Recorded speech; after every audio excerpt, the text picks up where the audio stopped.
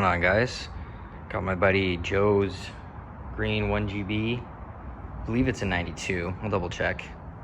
But it used to be a full-on race car. We're gonna be bringing it back to kind of more of a street status, taming down some things. But just kind of wanted to give you guys a rundown and show you guys what we're gonna be doing to it. So right now it's storage, but we're gonna be pulling all this stuff out, kind of redoing all the interior components, getting rid of the huge tachometer and making the stock instrument cluster work again. Just a bunch of little stuff. It does have a full cage. We're gonna be cutting out the door bars for ease of entry and so that we can put the door cards back on. The car roughly has 34,000 original miles on it. So it's probably been a race car most of its day. But I'll go ahead and show you guys around here. If you guys notice, the fuel door's missing. I didn't notice when I first was looking at this thing until we started really looking at it. I was like, oh man, the fuel door's missing. It's got a fuel cell. Got to go through and remove all the old fuel lines and go through the cell and make sure everything's clean. So got some of the components back there as well. It's got a firewall, nitrous bottle mount. We're going to be relocating the battery back up into a stock location, but it's got a Morrison Fabrications stock location DSM manifold on an FP30 style turbo, and they're essentially their hot parts kit for this. So this thing's going to be fun. It's got a built motor, 2G trans. There we go. So here's the engine bay, full color change. But we're gonna go through it, replace what needs to be replaced and all that fun stuff, and just go through the car, make this thing a fun street ripper. So I'll kind of update you guys as I go along. I'll probably make a couple videos of this thing, and yeah, stay tuned.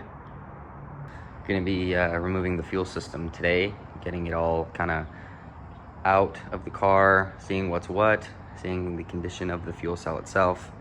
We're gonna be changing the fuel lines to -8 PTFE feed and 6A in return.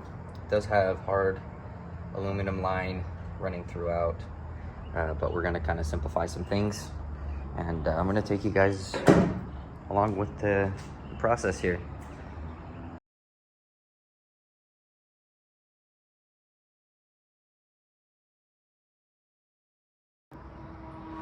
Okay, so this is the setup underneath the car. It was a drag car at one point. The story was that it was a 10-second race car. So it has a firewall and everything is kind of following NHRA rules. So we're gonna pretty much drop the tank down, inspect the tank itself, see if there's a bladder in there or anything like that. Foam, like the foam thing that's kind of keeps the tank from sloshing around. Just kind of take that apart, take the fuel pump out, see if that works still. I think the car sat for at least 10 years. I'm not entirely sure. I'd have to ask Joe, but yeah, this is the setup. So we're gonna go in and remove it all. We're gonna get rid of this hard line and fix some of this wiring and kind of clean it up, make it a little safer, more streetable. Put some weathered pack connectors on there and just kind of tidy things up. So kind of take you guys through it and go along for the ride here. All right, we are in the trunk of the car now. The fuel cell looks like it's there's like a cage under this fuel cell, and it's actually cradled. So I'm gonna have to pull this firewall out and then pull the fuel cell from out above. So I'm gonna go ahead and start disassembling the trunk area and seeing what I find.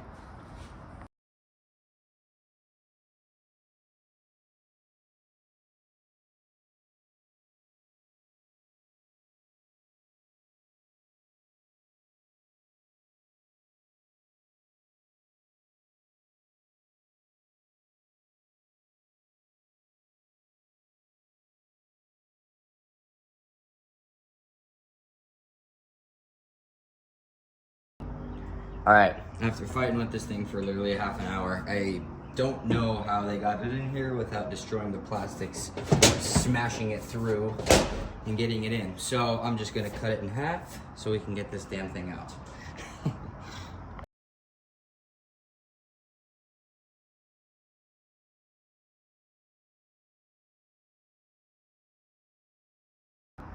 Well, that was a mild nightmare. It's out now, so that's cool. I'm gonna be pulling the fuel cell out. I'm gonna be getting rid of all this wiring pretty much and starting from scratch. So stay tuned for that. All right, got the fuel system draining now.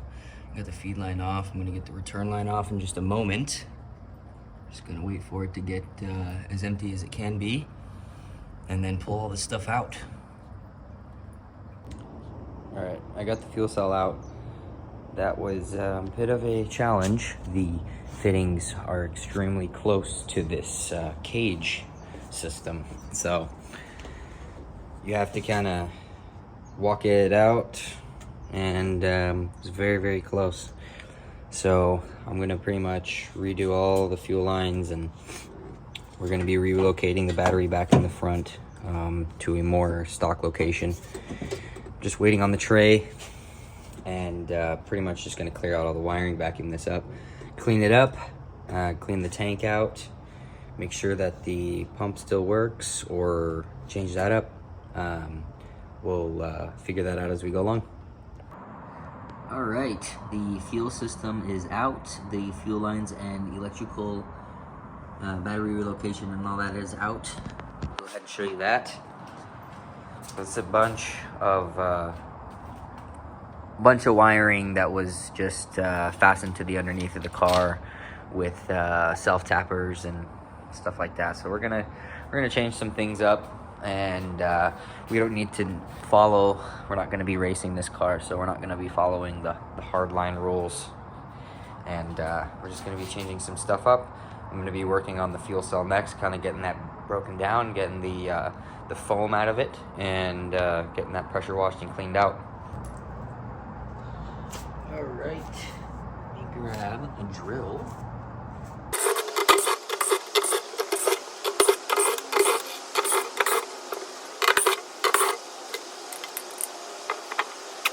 Get some junk out of here first before I pull this cap off. Probably a fastening ring. The rubber gasket looks like it's in good shape, which is good. Sweet. Does this just stay supported? I believe that will stay until I remove the sending unit. So this is just a generic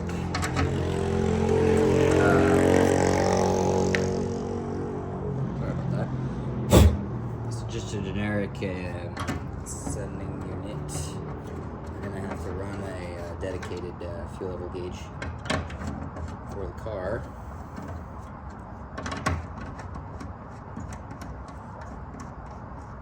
So my main thing is I want to see what the foam looks like. The fuel, well, it does smell real bad.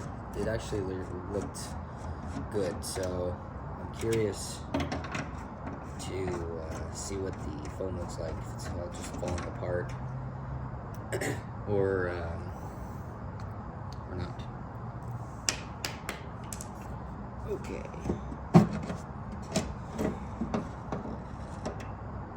Cool. And this should just drop out, I believe. Okay, so there's a lower little one for the sending unit, and a big one. Okay, let's see what we got in here.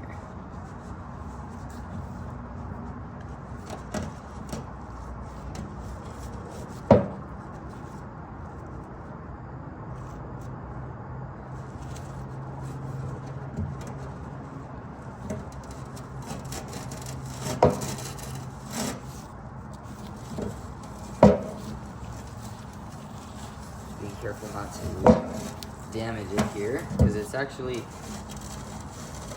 a really nice quality one. So pretty much this is just there so that this doesn't just slosh around like a tub, essentially. So I'm just gonna let these air dry. These look clean and not falling apart. Essentially what I'm looking for is if the material is physically falling apart. Like if you can like pull on it and like squeeze it and like there's shit coming off in your hand, it's no good.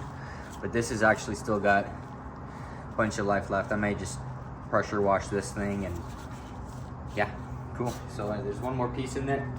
I think there's two more in there. So I'm just gonna let these dry.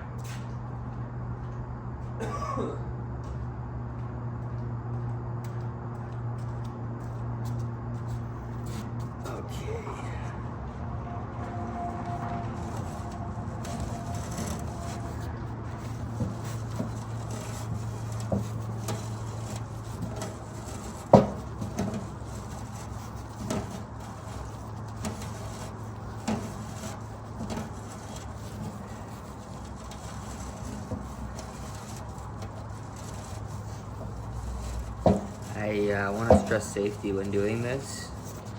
Don't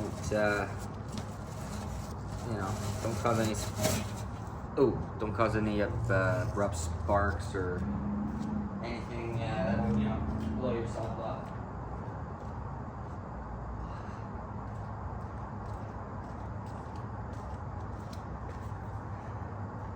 Yeah, the inside looks good. So we're gonna take this, get it pressure washed, cleaned out, so we have a 100% solid zero to start from.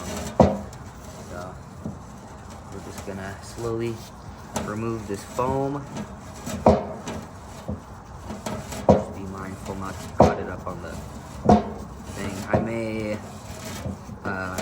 when I go in and reinstall this, I'm gonna go in and deburr this inside and outside lip so that it doesn't score the foam.